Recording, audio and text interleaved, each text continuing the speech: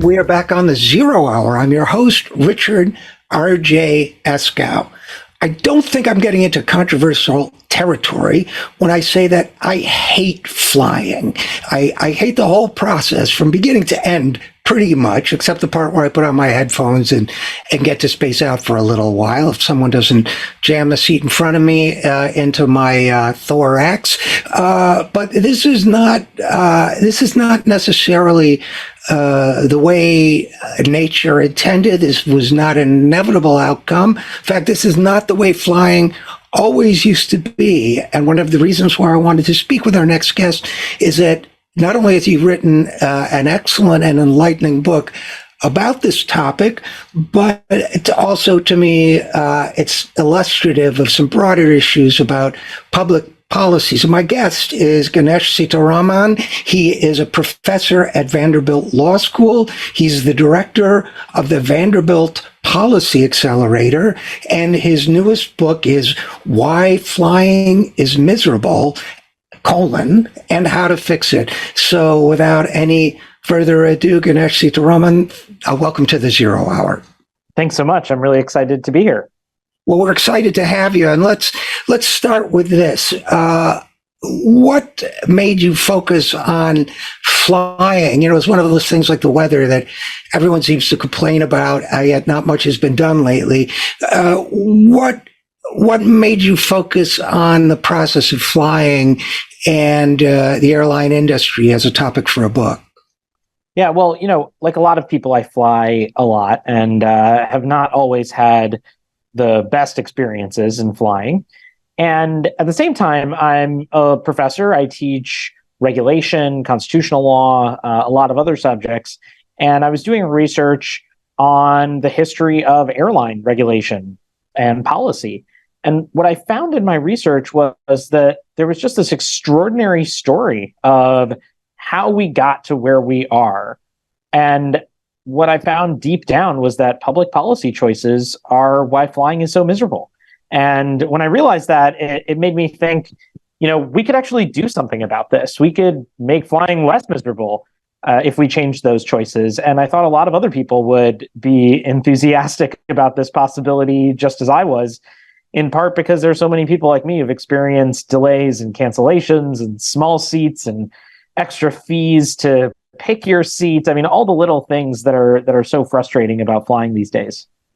It really is an unpleasant experience. And as you can tell by the gray hair, I'm not young. In fact, my first cross-country flight to see my grandparents I was an aviation buff as a kid, was on a Constellation propeller jet that had to stop in Chicago to refuel. My brothers and I amused ourselves by running up the down escalator, to, I'm sure, the great annoyance of the other passengers. But I've seen, even in my life, flying transformed from, first of all, something where what they say is true. In those days, people would dress up to go on an airplane flight. They would wear a suit, and a man would wear a suit and tie, a woman would wear a nice dress or something. It was an event to fly. And I even remember that when I was a college student and would take the shuttle from Boston to New York, you could get on the plane without paying, and then they'd come down with a little cart. You'd give them $20, and that was your shuttle fare. So obviously, some of us have seen a lot of changes in the airline industry, but when it has come up in the past, in years past, the topic of deregulation, people have said, well, you don't really understand what a price consumers paid for those luxuries that you're describing, Richard. They would say to me that the situation then made tickets so expensive they were out of reach for most people, and deregulation and all the chaos that it engendered was the price that the public has to pay for affordable air travel. Is that true? I don't think it is. And I think we shouldn't think in these kind of black and white terms that you have to pay these unfortunate costs, in experience and quality of service in order to be able to fly anywhere. I think that's just the wrong way of looking at the problem. And, one of the things that we see in the history is after the period of regulation, which, for those who may not know much about this, it started in the 1930s, went until the 1970s. And that was a period in which increasing numbers of people were flying over that 40-year period, in which prices were going down steadily over that 40-year period. And after deregulation, those trends stayed about the same. More people were flying, prices were still going down. There isn't a kind of big disjuncture in the data on some of those questions. What there is a big shift in the where, in the how of the system. And so what the deregulators in the 70s said was that, the system of regulated competition that had existed for 40 years was really a cartel, and that we should move toward free market competition. All we had to do was let airlines fly wherever they want, whenever they want, and to charge whatever they want. And that we would have dozens of airlines operating competitively. One person even suggested up to 200 airlines operating competitively, which feels pretty wrong when you look at the system we have today, to say the least. And that there wouldn't really be any downsides, that we wouldn't see major drops in service, so we wouldn't see losses of service to cities. And that's just not what happened. What we ended up with was not this dream world, but in the 80s was really a kind of Hunger Games, where the airlines were in this cutthroat competition, this battle, life and death, to stay alive. And that meant new entrants coming in, yes, with very cheap prices and no frills and only peanuts, no meals, but they were also coming in with out-unionized workers. And they were really only serving some of the most high-volume places. And the big airlines, of course, fought back against these new upstart entrants. Airlines like New York Air and People Express were some of the new ones in the early 80s. And when the big airlines came back in, they priced them out of business. They added more flights so that it was less desirable to take the new entrants. They consolidated their operations to gain more efficiency. They also pushed back on their unions to try to reduce benefits to workers, to cut costs. And the result of this was dozens of bankruptcies and mergers and reconsolidation of the industry just without any regulation. So, on some level, most of us haven't flown New York Air or People Express recently because those airlines don't exist anymore. We have 4 big airlines, and those 4 big airlines actually have a larger market share now than they did in 1977 during regulation. So we've moved into this world of deep consolidation that I think has been a real problem for things like prices. When you don't have competition, you get higher prices. In some airports, you have these fortress hubs where an airline will have 70, 80% of the airport. That didn't happen during regulation for major city airports. You'd have more like 20 to 30%. And that means more competition and less power. And that's a beneficial thing if you're thinking about things like prices. Well, and one of the things that I found striking about your book, Ganesh, was that you point out, and I think a lot of people don't realize this, that in many countries, first of all, that airlines are a public utility or have been considered a public utility, and I would think, especially in a country as wide and broad as the United States, maybe if you're Malta, then airlines aren't an essential public utility in quite the same way. But in a large country, you need them for interstate commerce, for day-to-day travel, for all sorts of things, and that. While some countries develop national airlines, and of course, people are aware, even if they don't think about it, they know that there's a national airline of wherever, they've heard of them, and they know the names. But we chose, I believe the term you use is regulated oligopoly. And oligopoly, correct me if I'm wrong, oligopoly is a small concentration of corporations serving a large market, right? Yeah, so you're exactly right. One of the defining things of the system from the 30s to the 70s is that the Congress in the 1930s said, the airline industry was like a public utility. It was an essential transportation infrastructure that was critical, as you just mentioned, for commerce, communication, economic growth, development, and that the United States is a vast country geographically, and that air travel could really connect all these different places in the country, including smaller cities, rural areas, regions that are harder to get to if you're, in those days, maybe taking a car or a horse and buggy or a railroad. And I think one of the things that we lost with deregulation was this sense that this is actually a critical public service, and instead started thinking about airlines just like, manufacturing coffee mugs or starting up a restaurant. But they're not the same kind of industries. They're very, very different in how they operate. And there are reasons why airlines are likely to be much more consolidated into an oligopoly, a small number of players. So we don't have a literal monopoly with only one airline. That happens in some industries where you get one private actor who's dominant over everything. We have a few. And that's what they predicted, is there would be a few of these companies that would be very dominant. But that's also a bad thing, because it leads to the same kinds of behaviors that are similar to ordinary monopolies. And so you have to regulate that. And what you have, and let's talk about monopolies and oligopolies a little bit, because I think this will interest people. It's been a long time since I studied this stuff, but you have, going back to, I guess, Teddy Roosevelt or whoever, you have Atlantic and Pacific Groceries or whoever it was, they dominated the grocery market. They could dictate prices, they could dictate quality of goods and so on. That was broken up. But and you distinguish between, before deregulation, we had a regulated oligopoly, and now we have an unregulated one. But it seems to me that many of the disadvantages that come with a true monopoly are also true of an oligopoly that's not regulated, because it's easy enough. There were stories that American Airlines, the other airlines, were using its booking system for a while. I forget what it was called, but they would, there was shared data.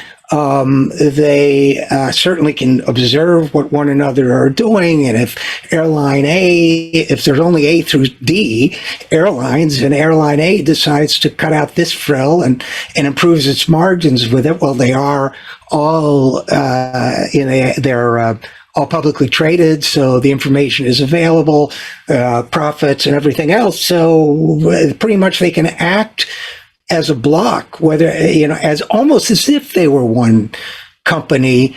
And in this case, both in terms of pricing and perhaps in terms of inconveniencing passengers or mistreating passengers. Have I got that right? Yeah, that's one of the serious concerns that we see.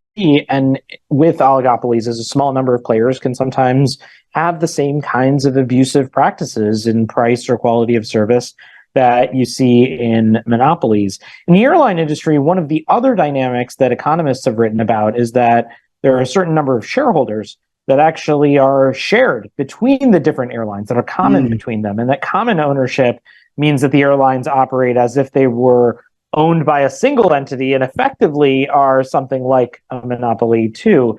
And economists have shown that increases prices in this sector as well. So we have all these dynamics that, if you were a regulator or a policymaker in the 1930s, you would have said, well, of course, that's what's going to happen. This is one of those industries that's like a public utility, and we need to govern it in that way, and not just assume that it's going to be competitive with hundreds of competitors, in the way that we could think about manufacturing ordinary goods in our economy. I have to say, just as a personal aside, having been a college student in the 70s and so on, that I remember, I wasn't directly involved in this in airlines, but I remember this was one of those issues where I just thought, that doesn't sound right. That's just, that can't be right. But then everybody kept saying for years, no, it's working. It's working. And I actually tracked the issue a little bit because I was intrigued by it. I knew more about other fields, but it just intuitively, it felt like it went against what I had learned. And I guess what you're saying is that, well, yeah, that's pretty much, a lot of people had those instincts and they turned out to be kind of right. Yeah, you were right. You can take credit for it. And I think what's interesting about this, and one of the things that surprised me the most in doing the research for the book, was discovering how people backtracked after deregulation. And so I'll just give a couple of examples. One from a person who voted for it, Senator Robert Byrd of West Virginia, said by the mid to late 80s that he regretted his vote for airline deregulation. He apologized for voting for deregulation because it had devastated small communities like those in West Virginia by reducing air service or massively increased prices. And he wished he could take back his vote, or could vote to re-regulate the airlines because of how bad that decision was. Alfred Kahn, who was one of the major proponents of deregulation in the 1970s and remained in favor of it throughout his life, admitted, though, at the end of the 1980s, that he was surprised that there had been monopolistic exploitation, labor management conflict, declines in the quality of service. He said he was misled or didn't really understand that there were economies of scale in the airline industry, which is a very basic point for people in thinking about the economics of the industry. The people at that time assumed there were no barriers to entering the airline industry, that you could just buy an airplane and start flying between two places. That's obviously wrong, because you need to have a place to land and take off, and airports have limited amount of space. There's limited number of gates, number of slots that you can land, because we can't have planes crashing into each other, the 100 planes all wanting to land at the same time in the same landing strip. So, a number of people regretted or understood that they had made mistakes. And yet this conventional wisdom has built up over the decades that deregulation was great. The regulated system was an unequivocal bad. And that's what I'm really targeting in the book, is that, regulation wasn't as bad as you think it was. Deregulation isn't as good as you think it is or was. And that, as I said, there's no black and white thing where we can say one model is perfect or another is totally flawed. Everything has trade-offs in public policy, but that's the key lesson. These are policy choices, and we can make things better if we want to, just by changing what the policy rules are, because the airlines will follow the rules that we set as a country. Congress passes laws, the airlines are going to, follow what those laws are. And so the real question is just, what laws are we going to set? Well, absolutely. And, but I just want to close off this part of it by saying that, you use the dread word neoliberal, and it seems to me that is a factor here. That, I think about the timing of deregulation in 1978, when we saw sort of prevailing culture of political economy move from a kind of Keynesian regulated capitalism to more Milton Friedman-esque, power of markets, unrestrained kind of thing. And I wonder, about the connection there, that somehow this was kind of like following a fashion almost, this faith that markets would somehow fix everything, and that turned out not to be the case. But you also mentioned something else that, and obviously feel free to comment on both or neither, but you also mentioned something else that I wanted to bring up, which was that even if you do have unfettered faith in free markets, which I, don't. I believe in, regulation and public utilities and things like that. But even if you do, airlines are a fundamentally different industry. It's not, you mentioned coffee cups. Well, coffee cups, you build a factory, you make a cup. People want to, you go to stores, you say, do you want to carry my cup? If people want to buy it, you're profitable. To run an airline, you have to rely on shared resources, airports, air traffic control, the sky, the FAA. And so you're not operating in that sort of mythical neoliberal free market vacuum, right? So it seems to me that one of the fundamental issues in play is, and one of the arguments for some form of re-regulation, is that you're using public resources for private gain, and yet you're expecting to do so without restraint, and that creates an imbalance. Does that make sense to you? Yeah, I think that's right. You have a system where airlines have these significant privileges of relying on common and public resources in order to operate. And I think what most people think is if you're going to get special privileges, you have some obligations too. And what deregulation did was stripped away a number of the obligations. And so where we are now, to take your story in a little bit of a different direction, is in a place where the airlines are really in a kind of boom and bust cycle. Right. You have really flush years like the 90s or the 2010s, in which airlines are making a lot of money. In the 2010s, at one point, one of the airline chiefs says that he doesn't think they're ever going to lose money ever again. And then you have these big demand shocks, 9/11, COVID, in which people stop flying, and the airlines come to Congress and say, hey, we need a taxpayer bailout or support program so that our industry doesn't fall into a total crisis. And those are important programs because they prevent the crisis that would be devastating to the country and the community. But that really proves the point. If airlines are so important, too important to fail, then they are public utilities, and we should have some additional obligations that are imposed on them. And this isn't just a free market where, if one restaurant on your street has really crummy food, they're going to close. Maybe another restaurant will open and they'll have better food.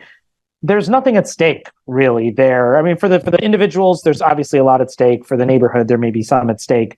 But for the country to lose one restaurant is not the same as for airlines to be shut down for weeks or months, or for there to be tens of thousands of cancellations and no one being able to travel because you have liquidation or bankruptcies and restructuring of major airline industries, or you spend billions and billions of dollars in taxpayer money to support them. It's a very different scale when we're talking about that than an individual restaurant. So I think these are different kinds of businesses. And that was one of the big things that was at stake in the decision to deregulate, is that the people pushing for it said, no, they're not. They're sort of normal businesses and we should treat them that way. And I think that was a mistake.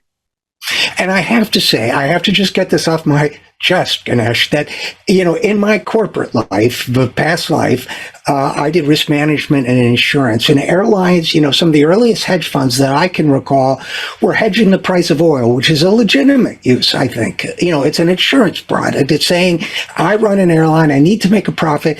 If price of oil doubles because of a war in the Middle East or some other unforeseen event, I need to be protected from that. And yet they did no risk management on the known possibility of a pandemic. I would not have bailed them out without severe, restructuring or replacement of the executive team or whatever, who had cashed out and left no reserves and so on, not taking proper safeguards. But there you have it. As you say, we were kind of forced to bail them out in order to keep the economy going, which proves your point. So let's, in the time we have left, turn a little bit to solutions. I don't suppose it's just as easy as saying, okay, we were wrong, we shouldn't have deregulated, let's go back to 1978 and everything we had done, because things have moved, they filled up all available space with chaos. There's been consolidation, there have been failures and so on. We're down to 4 major airlines now. But what are some of your thoughts about a solution? Well, in the book, I outline 3 principles and then give some ideas for how we might address achieving those principles. The first principle is no more flyover country. I don't think we should have a system in which big chunks of the country, regions, smaller cities don't have any access or meaningful access to air service. So that's principle number 1. Principle number 2, no bailouts, no bankruptcies. I actually want there to be a successful, profitable, reliable, stable airline industry, because I think it's a public utility and that they serve an important public service. And so what that means is we need to have a system that has some greater stability than the one that we have now. No more of these boom and bust cycles. And then the third principle is fair and transparent pricing. Things have just gotten too far off the rails for consumers on that front. And so here are a couple of ways we could achieve each of these goals. So on the geographic question, one of the proposals I put forward in the book is for an NFL-style draft. So you'd create a list of cities that are smaller cities, cities that might be low volume, not necessarily going to get a lot of service. And we have our biggest airlines. The airlines all get a draft pick number, and they get to pick which cities they want from the list. And you get the first pick, you get to pick whichever city you want first. And we just keep cycling through the big airlines until all the cities have been picked. And then they have to serve those cities a certain number of flights per day, a certain number of flights per week at an affordable, regulated price. And they can figure out how to make the economics work on their end in order to balance questions of competition in other routes that they're flying. So that's one way I think we could address our geographic problems. On the no bailouts, no bankruptcies question, one thing I think we could do, which really fits something you said, is require that airlines have crisis management plans. You know that there's going to be shocks of demand sometimes from a war, a pandemic, a terrorist attack, something else. I mean, let's hope those things don't happen, but they have happened in the past. We know they might happen in the future. And what's the plan if demand drops for 6 months or a year? And I think they should have to think through that and have that plan available and think about things like imposing a rainy day fund so that they don't need the taxpayer bailouts, but have a built-in way to address those concerns and still maintain their reliable service. And then finally on pricing, we've gotten to a place where there's a proliferation, really, of the different types of fare classes and fares and all these additional junk fees that get sprung on you. You have to pay extra if you want to check a bag, or if you want to pick your seat, or pay more if you buy it on Tuesday versus Thursday, or 2 days in advance versus 2 weeks in advance. That's not how it works in other transportation sectors. You're going on the subway in Washington, D.C., for example. It's the same price if you buy the ticket the day before, 2 days before, or 5 minutes before. We don't have to have a system that's as dynamic and changing and confusing and exploitative of consumers as the one that we have. And we could really simplify that. And I think that would be another direction that would make a lot of progress. Well, I think that's great. And, you also mentioned a public option airline as a possibility in your book. You mentioned that as, and I'm basically public option anything. I think if it's structured correctly. I was worried from a policy point of view about some of the ways it was being proposed around 2010, and that there might be adverse selection against the public option and so on. But looking at, those things aside, the idea of if it's a public utility and there's a public option that's working well, it gives people an alternative. I think there's a lot to be said for that. Maybe if an airline does go bankrupt and there's no bailout, maybe the alternative is, as we did with the auto companies for a while, the government takes it over and manages it on a public basis, and we see what happens. So I think that's interesting. And in terms of the complexity, I like your rules of the road for purchase. It just brings to mind, Uber got rightly criticized when there was a terrorist attack, or perceived terrorist attack, I don't recall right now, in Sydney, Australia, in the early years of Uber, and their surge pricing algorithm started charging people, 200 Australian dollars to get half a mile away from the coffee shop where the shooting was, and they were rightly accused of profiteering from panic and confusion. And maybe that's an extreme, of course it is an extreme example, but I think when you have these various complex rules, all when you get on the plane is that the person sitting next to you paid half the price for the ticket, and you have no idea why. Maybe they bought it before, maybe they bought it after, but on a Thursday, like you said, and they're a Gemini, or so, I don't know what the rules are, but it seems to me that a well-functioned and well-regulated market would be one where you know what the service is and what you're willing to pay for it, right? Exactly, yeah. And that's where I think transparency and fairness in pricing is so critical. This should be easy for consumers. And, it's anything but nowadays. So I would recommend your book to anyone who's curious about this issue. In fact, maybe it'd be good in-flight reading, actually. See what your flight attendant thinks. Sarah Nelson of the Flight Attendants Union has been on the program. She's a big advocate for some good things. What's the reception? Before I let you go, what's the reception to the book been like? Have you heard from any people in the industry or business columnists, people like that? Well, so far it's been pretty good. I think everyone has their stories about why they think flying is miserable and what's happened to them. And I think what most people find when they read the book is that they really didn't know the history. They didn't know how we got here, what mistakes were made along the way.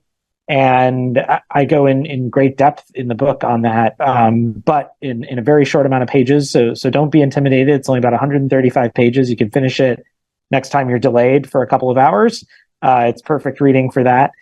But I think people have been really surprised to learn how we got here. And my hope is that will really shift people's views so that we can actually make some change and make things better in this sector.